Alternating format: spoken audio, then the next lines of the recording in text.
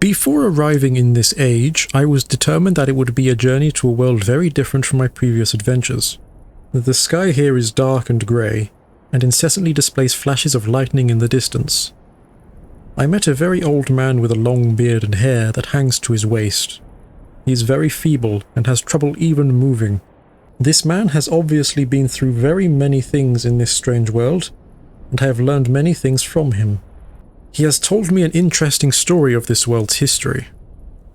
Years ago, he told me, there was a beautiful city that rose up out of the water.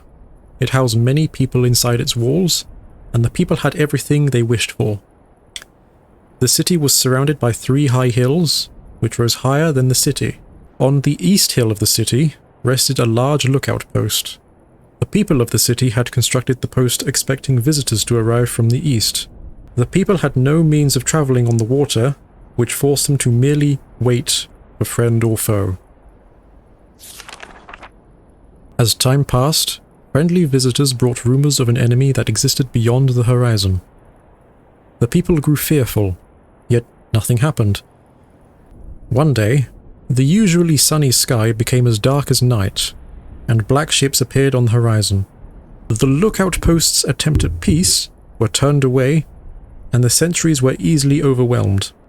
The ships continued to wreak havoc on the city, apparently destroying everyone and everything.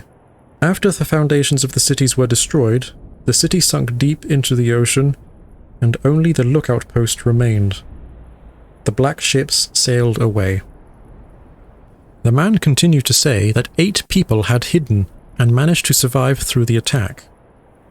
In the 9 years since the attack, 2 of the survivors had died. He also said that it was rumoured that 10 years from the attack, the enemy would return to finish the destruction they had started so long ago.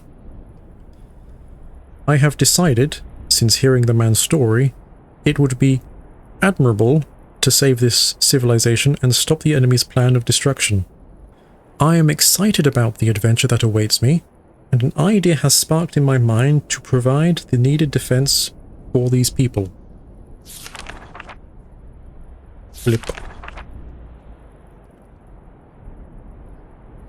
I met the remaining survivors today, and I have begun work on a plan for protection.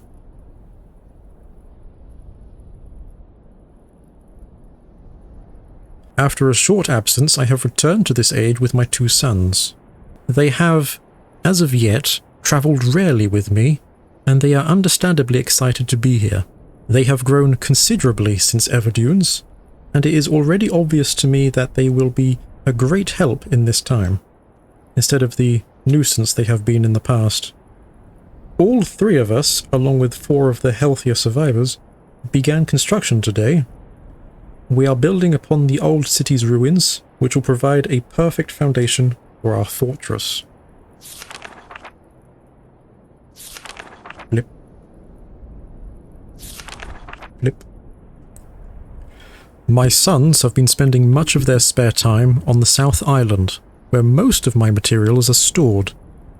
I am very pleased with their intelligence, and their creativity is refreshing to see, as they work on some small projects of their own. It has been over 4 months now, and construction is going well. My sons love the world except for its grey sky. They detest the grey sky, and tell me many times they wish the sky were like the blue sky in Myst. The old man I first talked to tells me that the enemy is due in 4 months. I feel we will be ready when the time comes.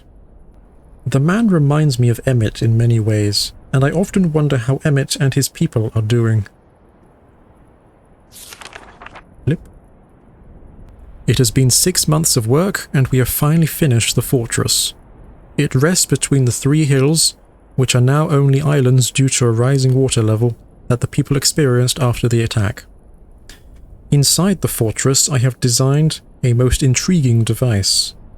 It makes use of a technology called holography I began experimenting with on my visits to Aspermere. It will be working in a couple of days after I compensate for some small miscalculations. This holographic device will enable the survivors to learn to use the fortress. The enemy is due to come soon, and I trust the fortress will provide sufficient protection for all of us.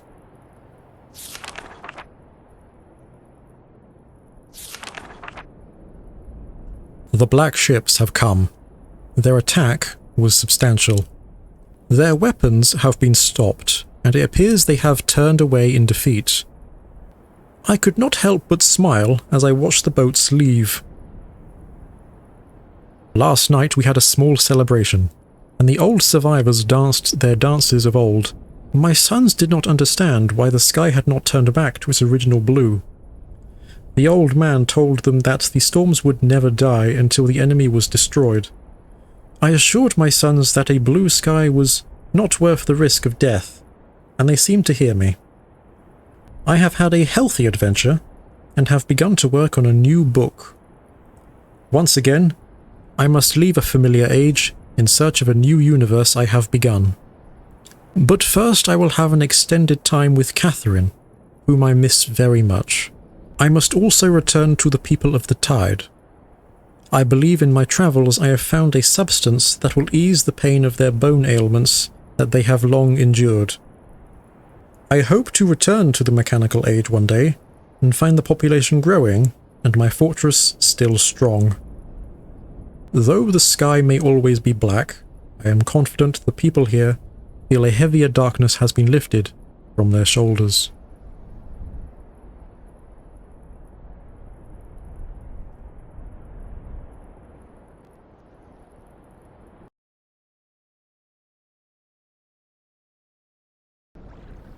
Emmett was the first to live on the rocks. He named them the rocks because that is what they were, a group of sharp rocks clustered together in the middle of a large sea. This is where Emmett lived. He enjoyed his life. Emmett would occasionally swim to nearby rocks, as it was never too far of a distance. One day, another person appeared on the rocks, for no apparent reason to Emmett. Emmett named this new person Branch. Emmett and Branch quickly became friends, swimming and hunting for fish together often. Emmett showed Branch the simple cave in which he lived on the largest rock. Soon, Branch discovered a place where he decided to live, also on the same large rock. The sun always shone brightly in their world, and the water was always dazzlingly clear, allowing them to see almost to the deep ocean floor which surrounded them. Though the sun always shone, it was never too hot for the boys. A light breeze always came from the north and cooled the area down. One day, while Branch was swimming and having fun in the water, he noticed another boy swimming. Branch brought the new boy to Emmett to find out what to call the new boy. Emmett said the boy should be called Will. Will was soon part of the group, and all three of the boys swam and enjoyed their perfect world. At least that is the story I was told when I arrived today on the island. Emmett, Branch and Will were surprised to see me at first, but even before the night ended, we were all becoming good friends. Today, the second day on this newly created age, a strange thing happened. It was not strange to me, but the three boys did not understand what was happening. While I was relaxing under a large tree on one of the smaller rock islands, it began to rain. It was a nice rain that lasted for about an hour in the morning. I explained to the boys that the rain was not harmful, yet they obviously still feared it. Before going to sleep tonight, I told the boys I would leave the following day. I told them that while I was gone, I would make a surprising change in their world. They didn't understand, not that I expected them to. I still do not fully understand what happened today. I was experimenting with the art, testing the limits of the rules as dictated to me by Father. I attempted to create a boat by writing it into the world. I thought everything was planned correctly, yet somehow the boat had become gripped by the rock and broken in half. Though this test did not turn out as I had hoped, I now have answers to a few of the questions my father never answered. As for the boat, I can see the boys enjoy it anyway, and with that I am pleased. have played on it all day. Even though the boat cannot move, I have enjoyed studying from it. It is a much sturdier platform than the jagged rocks. In the course of my observations, I have learned some very interesting things regarding the solar system of this age. The nights are absolutely beautiful here. I have made note of and named a number of constellations that pass above me. Also during the night, I catch glimmers of light from the horizon, which I have not been able to discover if it is created by some natural phenomenon or by additional people on far-off islands or rocks. I should very much like to discover which. I rather suspect it is additional people, which would explain the appearance of Branch and Will. The rain today was slightly heavier than usual. Just when the boys were getting used to the light rains, a small storm arrived. They were frightened of the heavier rain, not to mention the thunder and lightning. If rain has never fallen here until recently, as the boys tell me, I would like to discover why it is falling now. Regardless, I have decided to return home for a short while. I have also been thinking of some plans for a lighthouse that I hope to construct soon. I think that perhaps by shining a bright light towards the horizon, it might prove my suspicions regarding additional inhabitants. They would be curious about the light and travel to discover its source, if they have the means. I have returned with many tools that I will need for construction of the lighthouse. I have decided that once the lighthouse is completed, I will leave for some time and let the world's own imagination have control. We have worked 3 weeks on the lighthouse now, and are making great progress. The rock that we are building on seems to not be as secure as I would like, and have had to alter my plans slightly, but these alterations pose no real problem. The boys are quite strong and have been helping me immensely. I estimate construction will be done within 2 days. Flip. The lighthouse is finished, and we are all proud of our creation. The boys are amazed at the structure wrought from rock with their own hands. That evening we powered up the generator, much to the boys' dread at first, and shined a great light to the horizon for many hours. I stayed the night on top of the lighthouse, and in the morning awoke to observe the sunrise without being coated in the chilly blanket of ocean dew I had become accustomed to. It was Will who first saw the girl. She was swimming not far from the boat where Will was getting ready to hunt for fish. Then Will noticed a man not far away from the girl. Emmett was very pleased to meet new additional neighbours. I feel pleased to leave this age. I have set in motion events that have nothing to do with writing or the art that will have a more profound impact on this world than I could ever have written. I think of this age as a gift to myself that I will wrap up and open up someday in the future, only to discover that it has changed so much that indeed it has surprise. Besides, I have yet another new age that awaits me. It seems I'm going to need some way to travel underwater in this new age, and so much planning is in order. It has been 10 years since I left this age, which I have since called the Stoneship age. Upon returning, I cannot believe the changes that have taken place. The original 3 boys have grown into adults, and there are many new faces that I do not recognize. Branch told me that it has not rained for 7 years, and the cool breezes are back again. They are all very content, and have been serving me with new foods and showing me new materials they have discovered. It even seems they have found gold somewhere. I see it in many forms around the island. My lighthouse has been kept in perfect condition, and it looks as if they have tried their very best to keep it so. Yet I have noted that the entire rock it was built on has sunk approximately 40 or 50 centimeters. After a wonderful visit with my old friends, I wonder aloud with them what things will look like here in another 10 years.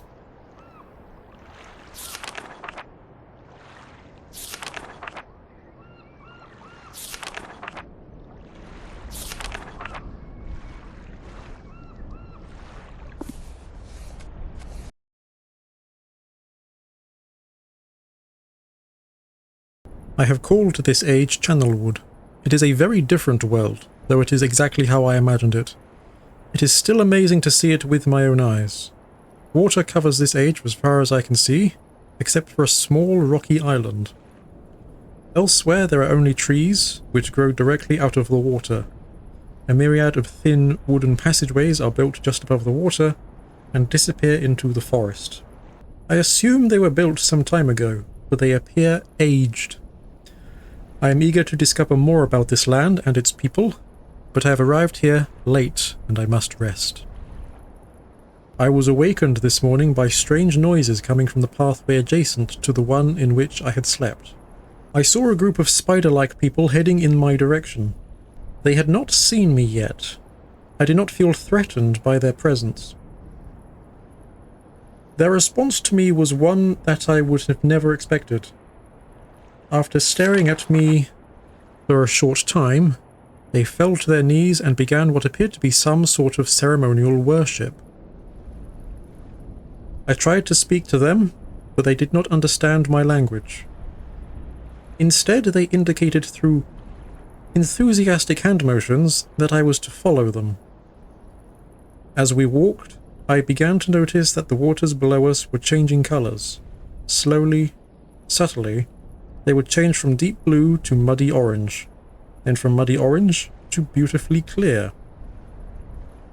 I was so intrigued by the water, I hardly noticed that I had arrived at a ladder. Climbing the ladder led us to their village, which is about 10 meters above the water and can only be reached by rope ladders that stretched from the lower paths to the village level. Approximately halfway up the grand trees. It is very interesting watching these people carry out their daily tasks. Even after watching them for hours, I did not understand exactly what they were doing. At sunset, they motioned for me to follow them. I followed the creatures to the doorway of an enormous hut. Strangely, once inside, I found that the hut appeared even larger than it had from the outside. The walls were garnished with bright metals, and in the center of the hut sat the leader of these people. At least he appeared to be their leader, for he sat a meter off the floor in a thick throne. Guards surround the strong creature, who was dressed in many exotic, colourful fabrics. Next to the leader sat a very old human. At least to some extent he appears human. His hair, which was only on his face and head, was completely grey, almost white, and hung very long around his frail body. His thin head limply hung by an almost grotesque neck that could not hold its head up to look at me. But what a surprise! This creature could speak my language. Shortly thereafter, I was given a bed with some hand motions that looked to be telling me to go to sleep. I look forward to learning more. As suspected, the ancient creature is a human, but he is old beyond his own reckoning, and seems almost insane. However, the tree dwellers almost revere him as a god. They are treating me now in the same fashion, which makes me feel very uncomfortable. It is almost impossible to understand this old man. His voice is feeble but wild. He has adopted much of the language of the tree dwellers. He himself told me that he had not spoken our own tongue in ages. He attempted to explain to me the history of this place. The following is my best translation of what he has told me. Many years ago, the humans and the tree dwellers lived together in this place, which was then a vast island. They interacted very little. The humans dwelt on the ground, and the tree dwellers lived high above the humans. Occasionally, the island was disturbed by mysterious rumblings which happened randomly. Some sort of tectonic or volcanic action, I suspect. The sometimes slight, sometimes heavy tremors would only last a short time. Then they would stop, allowing everything to return to normal. One day, things changed. The rumbling began and grew quickly, to unprecedented levels. Soon it became apparent that the entire island was sinking slowly into the ocean around them. Many of the humans died that day, but not before sacrificing themselves in order to stop the sinking of the island. The humans who lived through this catastrophe moved to the trees where they gradually died out, maybe because they were unequipped for such an environment, but I'm not sure. This is the story the old man communicated to me. Although many details are very unclear in my mind, I am especially confused as to how the humans saved the island from completely sinking. In fact, I doubt the accuracy of that part of the story. The island must have stopped on its own. Yet, the old man believes in the truth of the story as if he had been there. And the tree dwellers worship him, and apparently all humans, as if they were heroes or gods. The old man ended our conversation today with an event which I will never forget. He began gripping my hands tightly, murmuring something about rest and asleep. Then he said, "We had expected you to come sooner." These actions filled me with a sort of immediate dread. With much effort, he stood to his feet. I tried to help him, but he pushed me away with more force than I imagined his frail body contained. The tree dwellers quietly surrounded him with very solemn faces. They then kneeled before him. He walked to each and placed his hand on their heads. All the while he murmured words which I did not understand. Finally, he turned to me and smiled. Then he closed his eyes and walked out of the door and off the narrow path, high in the trees. The tree dwellers were silent. They began a procession down the nearest rope ladder. As I was descending, I saw several of them pick up the body. He had fallen onto a lower level of the walkway and carry it away. He was lain down at the dead end of a short pier-like structure. With the use of some potion, one of the tree creatures lit the pier on fire, and I watched the flames engulf him. As the strange funeral proceeded, the waters around the pier changed to a dull green. This morning I awoke, finding it hard to even believe the previous evening's events. The water is dull green for as far as I can see now. For some reason, the water no longer shifts colour. As I wander throughout the pathways, the creatures watch me, curious to see what I will do next. They are constantly offering me strange objects of affection. I even found food outside the doorway to the room in which I had slept. This is a unique race of beings. I hope to learn their language soon, so that I may learn more from them.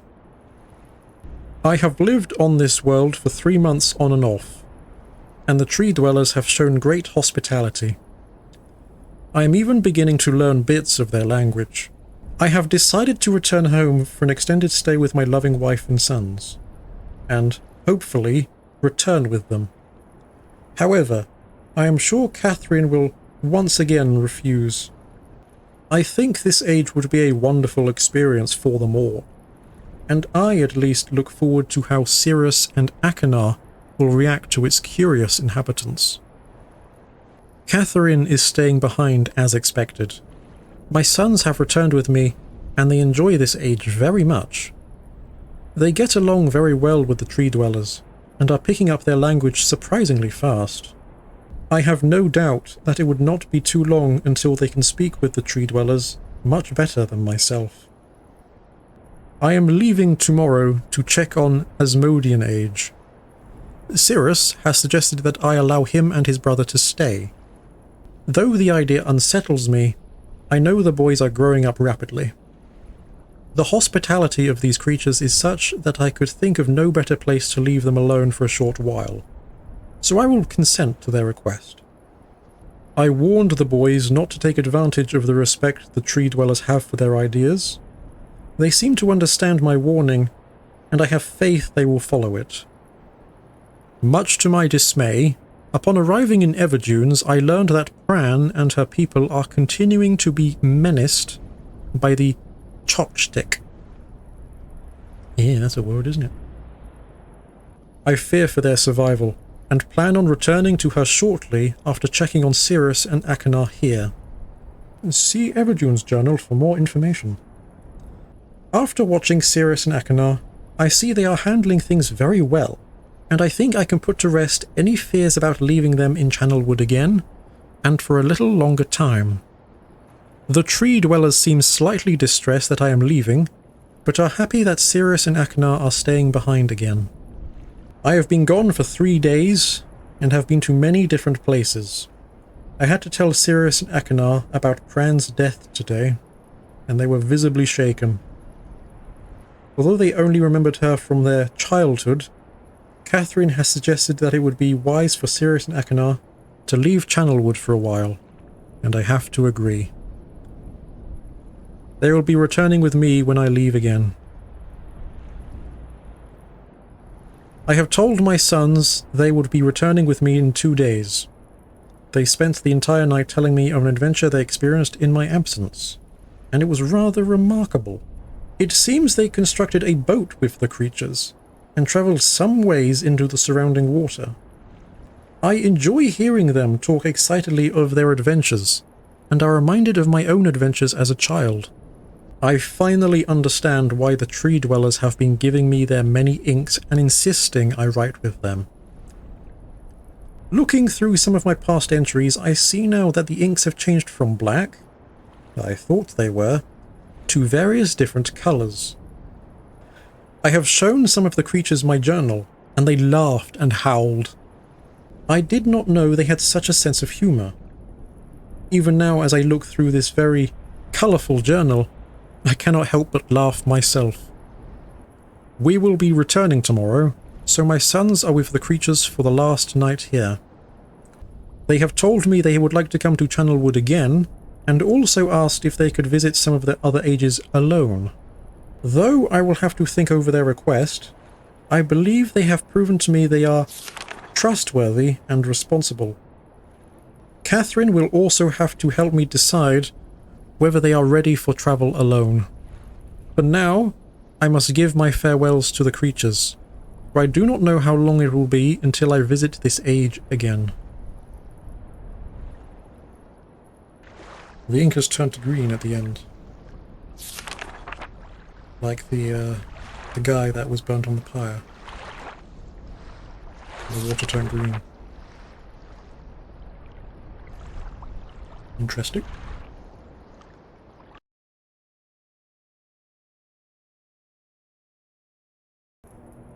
It has been a while since I have heard only silence, and I enjoy it greatly. I think. For some reason, I do not feel altogether welcome in this new world in which I have arrived. But how could I be unwelcome in an age with no inhabitants? It is, of course, only in my head. This world is very beautiful. But I think I have yet to ever write in a journal that an age I have linked to is horrid or disgusting. From the grassy hill where I am standing, I can see green fields below, along with a few scattered forests. A rather large lake looms some distance from where I am standing, yet the water's blue can be seen plainly from here. The air is fresh and the sky is sparkled with white clouds. It's absolutely breathtaking, and yet that strange feeling again. Perhaps it is the hot breeze that continues to blow from the north, hotter than I would have imagined. It almost stings my skin, and I feel quite uncomfortable when it comes. I will try to ignore it. Night has almost arrived, and the sunset is spectacular. Oranges and reds have settled above the western horizon. Though night has come, the horizon still glows red long past the sunset. Dark reds flow from the horizon and blend into the black sky. Again, the feeling, and I am beginning to believe it is not all in my head. I must sleep now. I will need my strength to explore more tomorrow. I have had to return home due to an unpredictable natural occurrence more frightening than I have ever experienced. I was awakened by terrible shakings in the ground and explosions on all sides of me. Gigantic balls of fire were falling from the sky, and I immediately left in fear of my life. I must remember to bring a Myst linking book with me when I return, in case the one I left there has been destroyed or damaged.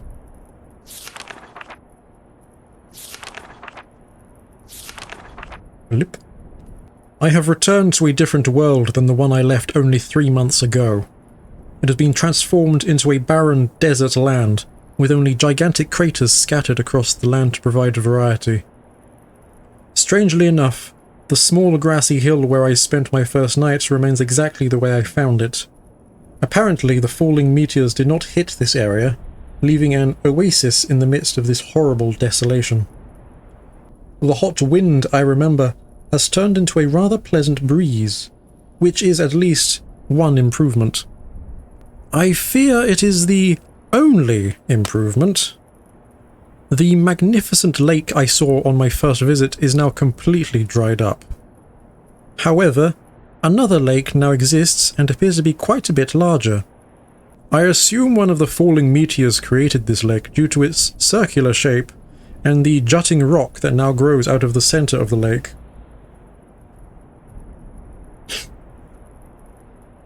The rest of this world seems like desert, although I will verify that statement with closer inspection. Though this world has little visual excitement to offer, it offers much to the ears. Sounds constantly flow through my ears, and I have found where a few of them originate. It seems, as Catherine says, I do find beauty in everything.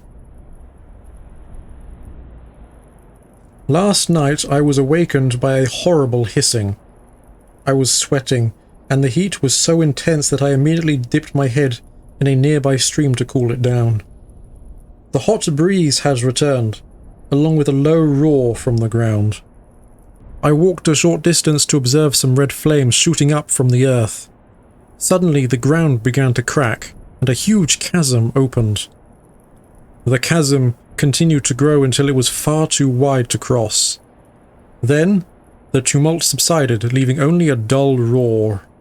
I have decided, however, I can use the chasm to my advantage. Perhaps the heat from the chasm can be harnessed. Flip. Even as the chasm has ripped into the surface of this world, it has opened up a whole new world to explore. Although uncomfortably hot, I find it possible to reach a cave in the chasm that has been created, and have explored deep into the crust of this planet. I have found a vast underground cave system that will take many years to map and explore. I will also look for a safer way to reach the underground than through the chasm wall. This age seems to change on its own, so I feel I should leave again and see if things are different when I return.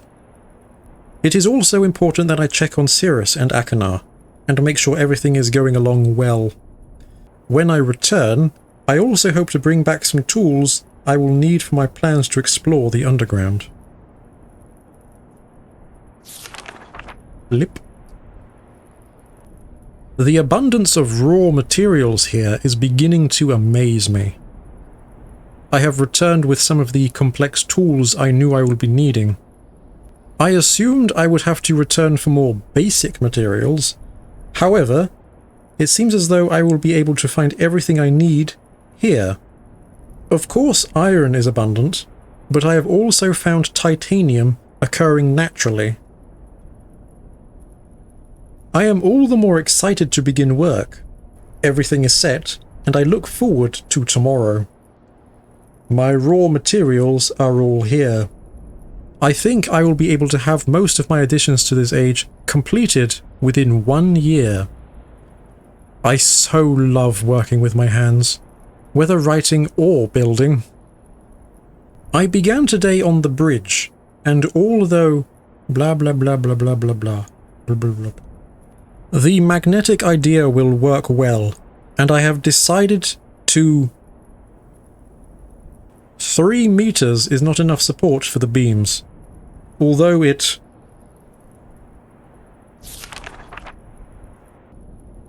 amazingly strong.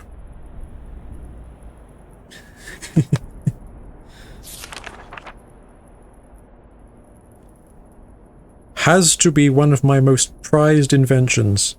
I am extremely... could never have imagined it come together quite as... I doubt.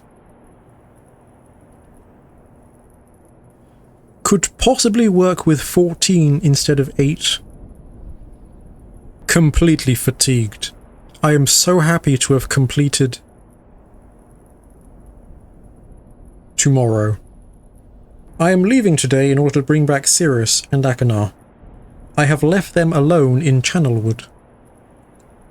I believe they will enjoy all there is to see here. The age seems to have stabilized. I believe the meteors set off a period of volcanic activity by piercing into the shallow crust. But the tremors have become few. I have just noticed a large amount of this journal has curiously vanished from the very pages in which I wrote over the last 18 months. Fortunately, I have copied many of my construction notes in another journal.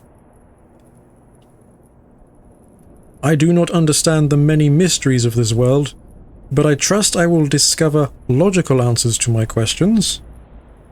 I have a feeling that many of my questions can be answered in another age, to which I hope to travel soon. But for now, I must simply accept this world's mysteries and take pride in my accomplishments.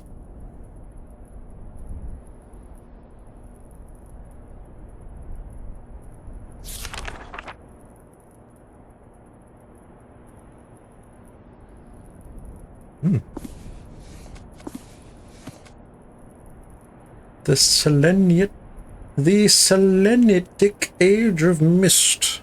Ah.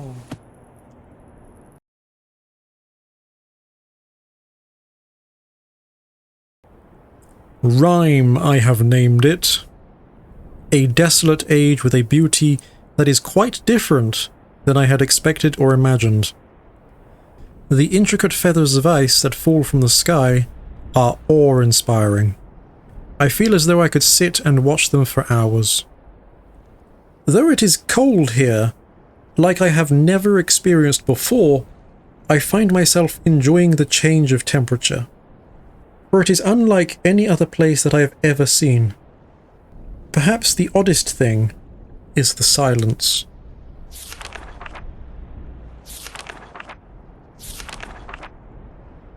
Though the wind blows on occasion, when it ceases, there is a suffocating silence that falls on this place, broken only by the distant cries of unseen creatures.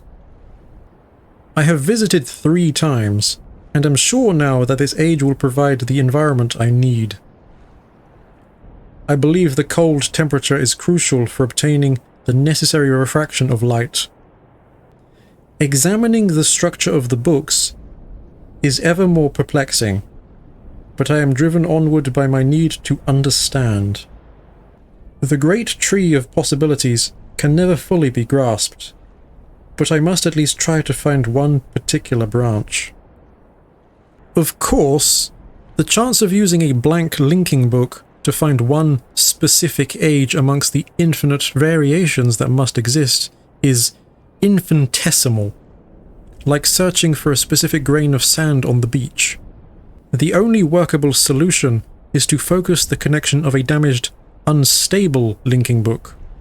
Perhaps I can bridge this much smaller gap.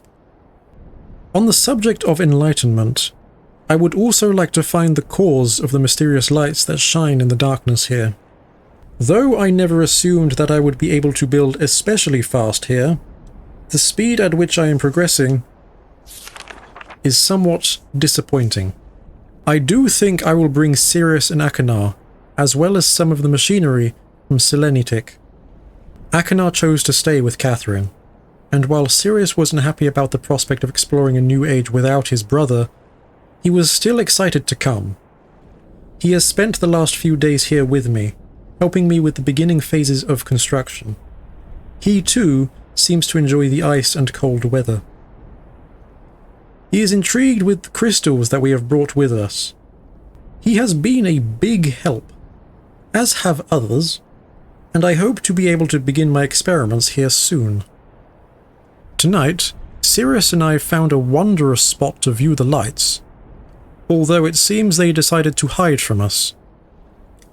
After sitting in the cold winds for over 2 hours, we saw nothing. It was rather disappointing. Sirius will return to Myst tomorrow. He has been a tremendous aid to me, and I'm thankful for all his willingness to help.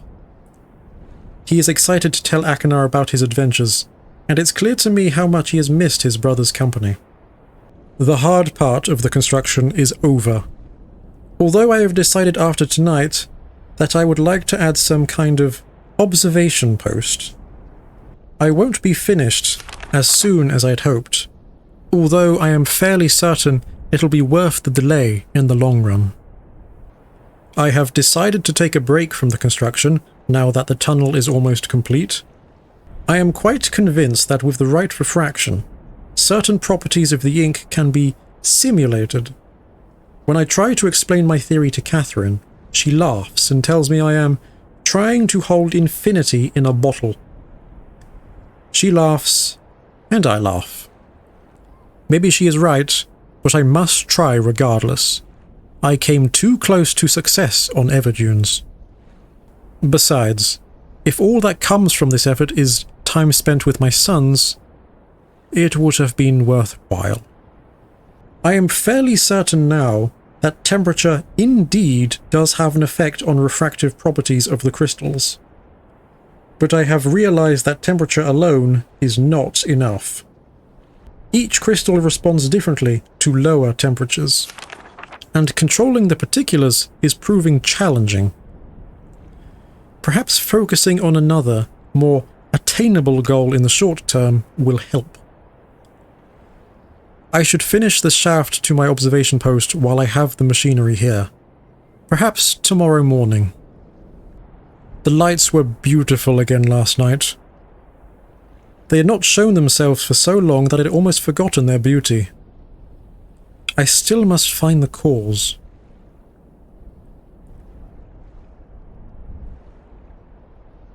I'm feeling rather overwhelmed with what remains to be done. I have made no progress on the crystals. The shaft is not finished, nor is the observation post, or even the lab. I have not seen Catherine for some time, and I long to spend more time with Akinar and Sirius. Besides all of that, there are, far away in the back of my mind, the thoughts of my people and our lost city. I dreamt of them again last night.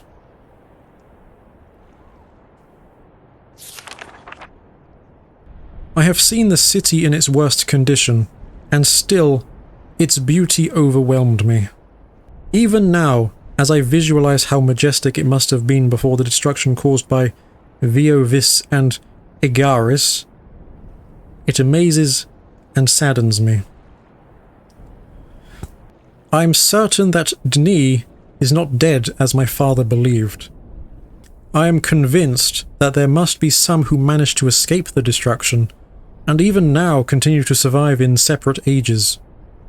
Within me is an urging to take the chance and return to Denis to find these survivors and properly rebuild our city. However, I can do nothing until I am certain of the fate of my father. If my plan failed, if I missed a single book when attempting to trap him on Riven, then he has been free all along. If that is true, then all that stands between him and the ages I've now written is the link from Denis to Myst. As much as I wish to return to Denis, without knowing the fate of my father, I cannot risk re-establishing that link. I must observe my father without re-establishing that link. It has been several years, and there have been many dead ends. But the solution is out there somewhere. I know it. At least I hope. Catherine will have her ideas about all of these things, and I miss her greatly. I will return to Rime later, when my mind is cleared.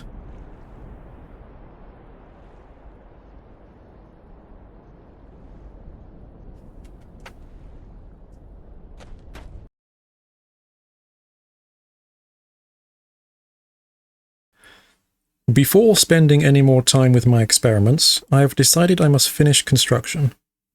I have brought both Sirius and Achenar this time. The shaft is almost finished, as is the observation post. Both boys prefer inside where it is warm, protected from the cold. Neither of them shows any real desire to leave. I cannot remember the last time my son spent so much time with me in an age. Last night, Sirius came to me with a hypothesis that may solve the crystal refraction issue entirely. His suggestion involved cutting the crystals into thin lenses before attempting to filter light through them, an idea that came to him while thinking about the properties of my eyeglasses. I can't help but smile at the idea of Sirius watching me stare through the solution right on my nose. This is an unconventional approach, but his reasoning is sound. With Achenar's help, I believe we can repurpose some of the equipment already in the workroom to fashion these crystal lenses. Progress on the lenses is slow, as the crystals are prone to shatter if handled incorrectly. Despite the setbacks, my sons are wholly engrossed in the task, and seeing them work together gives me great hope for the future. I long for the day I can bring them to Denis to see its beauty for themselves. I know they will prove themselves indispensable to any restoration efforts I might undertake. Eventually, I will need to tell them about Riven, but there is much to do before it becomes a concern. Flip. The lenses have been completed. Tonight we will return to Myst Island and to Catherine. It has been too long without the warmth of either, and we all deserve a break. While there, I will need to collect some additional linking books. It brings me no joy, but the only way to test the device is to intentionally damage several of them and ensure the device can still create a focused image. We only spent a day with Catherine before returning. I was still working up the courage to ask her for it, but before I could begin speaking, she had placed the book in my hands. It was the waterlogged linking book to Riven I had thrown into the sea the moment we were back in Myst, free of my father. I knew destroying the book was only a symbolic gesture, as the descriptive book still remained in Kavir. But I was young and angry. I remember Catherine swimming out to retrieve it despite my objections. "You should keep it. You may want it later," she told me. At the time, the idea upset me. Why would I want a reminder of that place? But once again, she was right. We said our goodbyes, and I returned to Rime humbled by her foresight and love, as well as the note she had secretly tucked under the book's cover.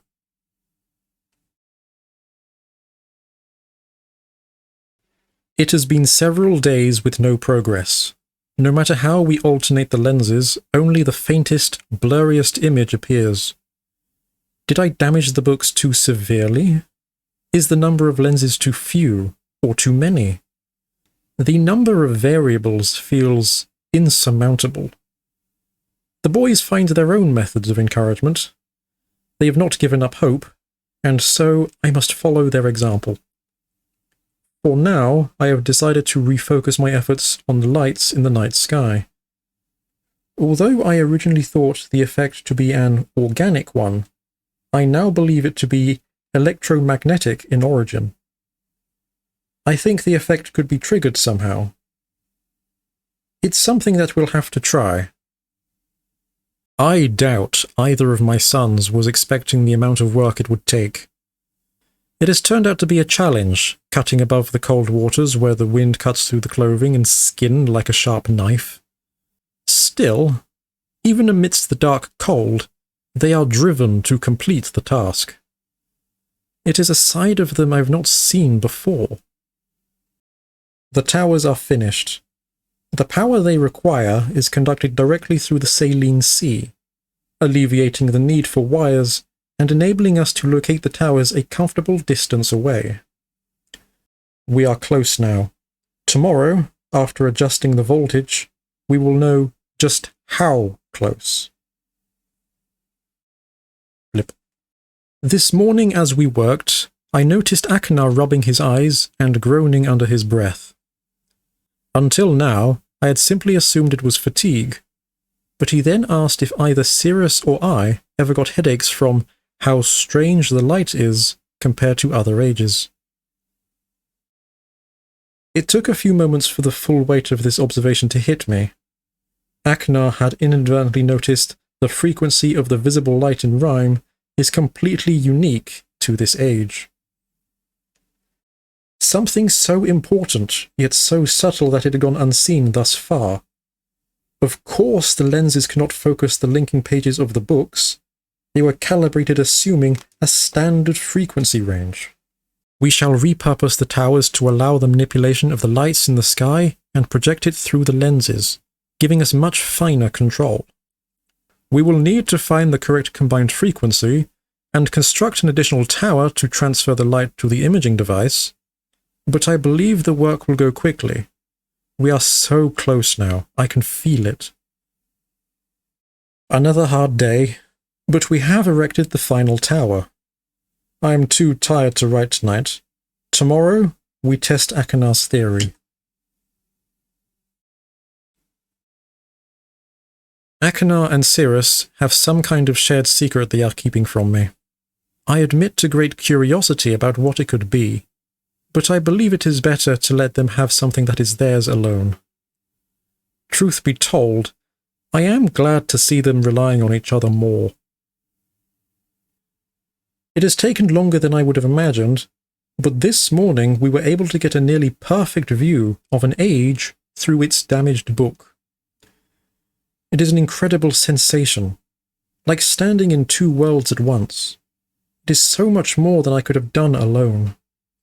The boys are so proud, and want to return to Myst Island immediately to tell their mother about it, which is just as well. It's time they learned about Riven.